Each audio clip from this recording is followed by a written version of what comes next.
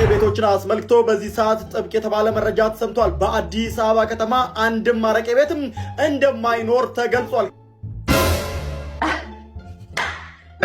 በቃ እንደ ጎረምሶቹ በብብቶት ይዘው ይዞሩ ነው አረቄ። እረ እባክሽ ተጫውተሽ ሙተሻል። ባንቺ ቤት ቀለድሽ። በቃ ልብሽ ውልቅ አለ። አይ በቃ አይናደዱ፣ ግድ የለም ይረጋጉ፣ ምንም ችግር የለም እኮ። ምንም ልክ አይደለም እኮ የሚሰራው ስራ። ምንድነው አንተ የምትወረጫጨው ደግሞ? ምን እባክህ አባዬ ደብሮኛል። ምንም ደስ የሚል ነገር የለም። እኔ እዚህ ጋር ደስ ብሎኛል ስታይ፣ ይኸውልህ አንጀቴ እንደዚህ ኩምሽሽ ብሏል። እሺ በአሁን ሰዓት ነው አረቄ ቤት ሙሉ ተዘጋ አይደል? እንዴ አንተ አልሰማህም እንዴ? እኔም እሱን ሰምቼ አይደል እንዴ እንደዚህ ሆንኩት።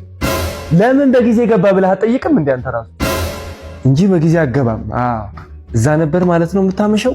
እሱን እኮ ነው የምልህ እኔ። እሱ ለምን እሺ ለምን እንደዚህ ነው? ላይ ነው እንደ ዘጉበት። ዘነዘነው እዚህ ነው ያለው አይደል?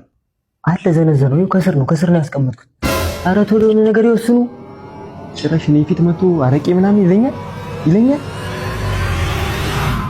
አይ ግን ችግር የለውም። እኔ ለክፉም ለደጉም ብዬ ትንሽ ቀንም ብትሆን 2 ቀንም 3 ቀንም ምንቆይባትን ይዤ መጥቻለሁ።